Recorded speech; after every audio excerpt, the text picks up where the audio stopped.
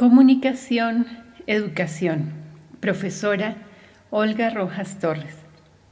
El campo que examina la relación entre comunicación y educación es un campo inter y transdisciplinar. Así, los estudios en comunicación-educación suponen el borramiento y redefinición de los límites entre comunicación y educación. Además, los métodos y paradigmas de estudio de la comunicación se convierten en ópticas para la evaluación de la educación y viceversa, los métodos para la reflexión sobre educación se hacen lupas para el conocimiento de la comunicación masiva. La línea de investigación en comunicación-educación se interesa tanto por los desarrollos teóricos en cada uno de los ejes del campo como por la observación de las prácticas y, por supuesto, la transformación de las mismas. Algunos teóricos renombrados en el campo son en Colombia Jesús Martín Barbero, Germán Muñoz, María Teresa Herrán, entre otros. En el contexto internacional podemos resaltar a los argentinos Jorge Huergo, Mario Kaplun, Aníbal Ford y Eva da Porta. En Brasil, a Ismar de Oliveira Soares. En España, a Joan Ferrés y Prats, Agustín García Mantilla y Roberto Aparici, entre otros. Aparici, por ejemplo, proporciona otros términos por los que se conoce también la relación entre comunicación y educación. Ellos son educomunicación, recepción crítica de los medios de comunicación, pedagogía de la comunicación, educación para la televisión, pedagogía de la imagen, didáctica de los medios audiovisuales, educación para la comunicación, educación mediática. Incluso podríamos hablar de una semiopedagogía. Bueno, el objetivo general que se plantea la línea en comunicación-educación es el de aportar perspectivas para el estudio de los temas de la comunicación en la escuela. Cuando nos proponemos revisar esta relación entre medios masivos de la comunicación y escuela, saltan a la vista una serie de temas de interés, inquietudes de los adultos que formamos a los jóvenes para el mundo mediatizado. Algunas de ellas tienen que ver con, por ejemplo, la relación entre consumidor y medio, es decir, plantearse si hay una actitud pasiva del consumidor, del destinatario, si esa actitud es obligada por el emisor. También inquieta reconocer si la lógica de relación que impera es conductista, es decir, si los destinatarios se enfrentan exclusivamente a estímulos que los llevan a respuestas mecánicas, o si además de los estímulos básicos se encuentran los espectadores con retos cognitivos y cómo se construyen esos retos cognitivos en el lenguaje o los lenguajes del medio.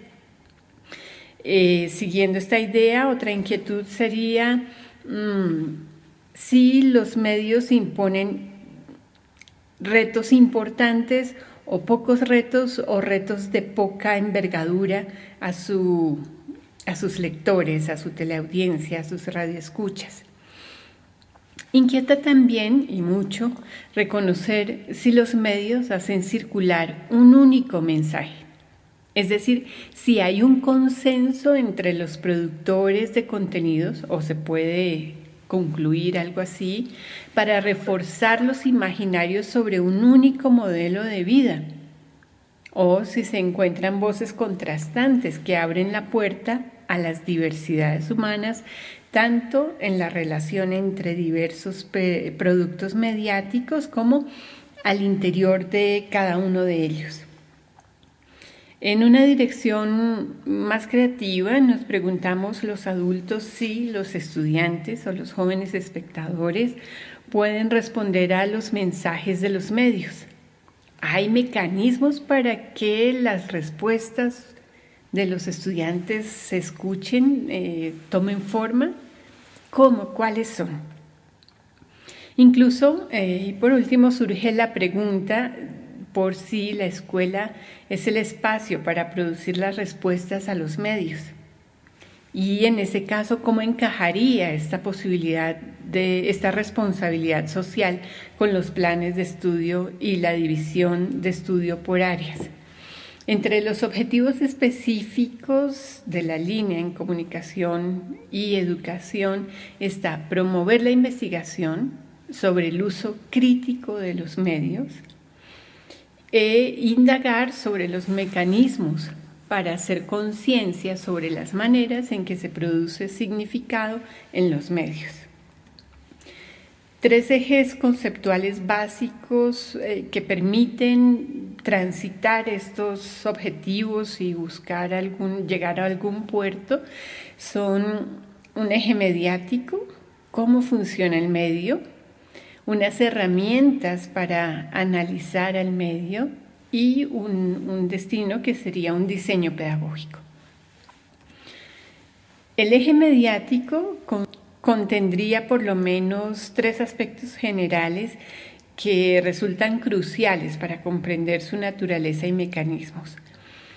1, la interactividad, es decir, las posibilidades de relación con el medio. El sujeto se relaciona con el lector, el consumidor, el destinatario. Puede sostener qué tipo de relación puede sostener con el medio. Es decir, cómo se producen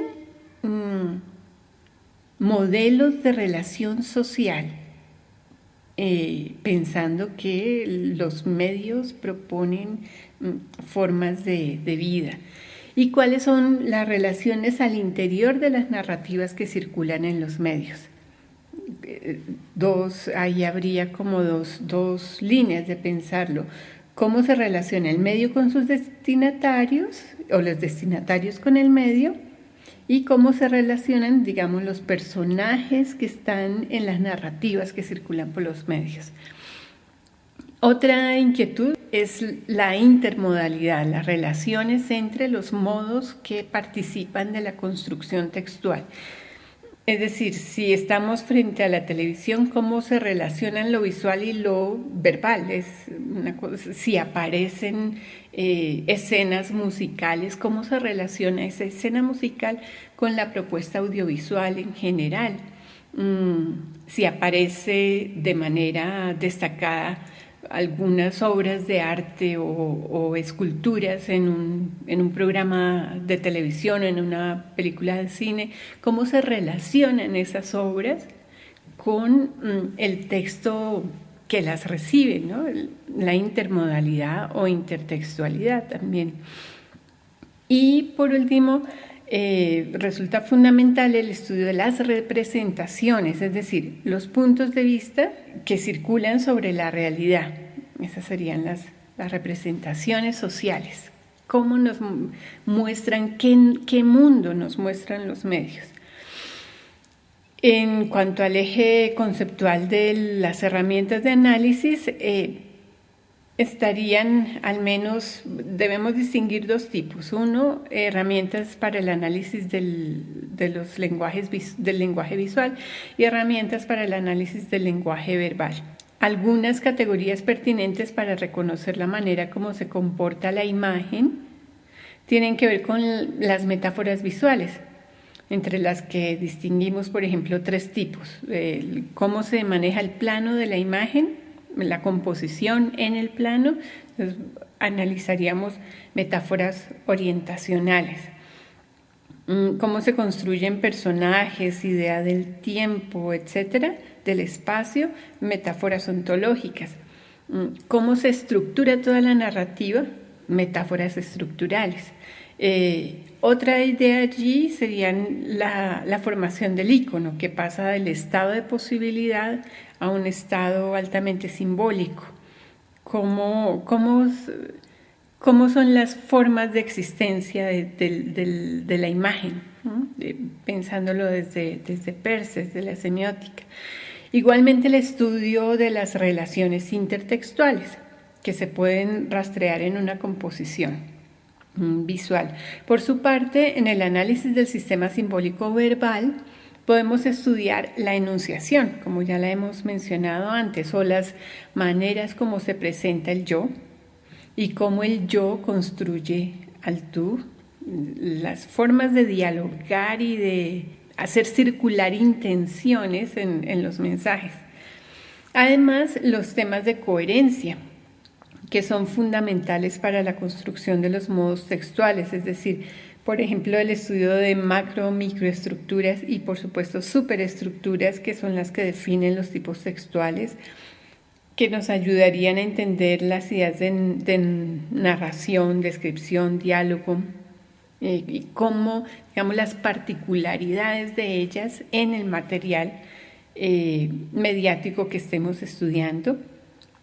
También resulta útil para nuestros propósitos estudiar los marcos cognitivos. Esto se relaciona totalmente con las metáforas verbales y visuales, o las formas como se construye perspectiva de mundo en el lenguaje verbal. Esos serían los marcos cognitivos.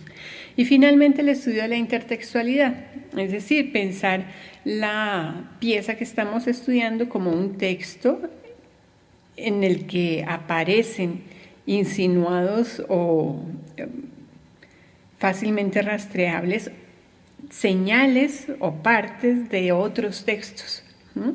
Y por último, pensaríamos en los productos que resultan de la investigación. Esos productos pueden ser de tipo mediático o curricular. Entre los materiales mediáticos que se nos ocurren, pero está a libertad, digamos, del investigador, estarían videos, un canal en YouTube, radio, una emisora de radio virtual, trivias, una página con juegos sobre un aspecto o con pruebas incluso en competencias a través de trivias, wikis que nos ayudan a ordenar, a producir explicaciones, blogs, páginas web. Si el investigador elige, en cambio, la producción de materiales curriculares, entonces las opciones estarían por el orden de el diseño de cursos, diseño de talleres, construcción de unidades didácticas con tareas puntuales, una serie de clases con sus ejercicios, o la planeación de un currículo, de un curso o de un campo disciplinar, que serían claves para que allí encontraran nicho las inquietudes de investigación. Por último, proponemos una bibliografía básica sobre los temas que se han planteado. Muchas gracias.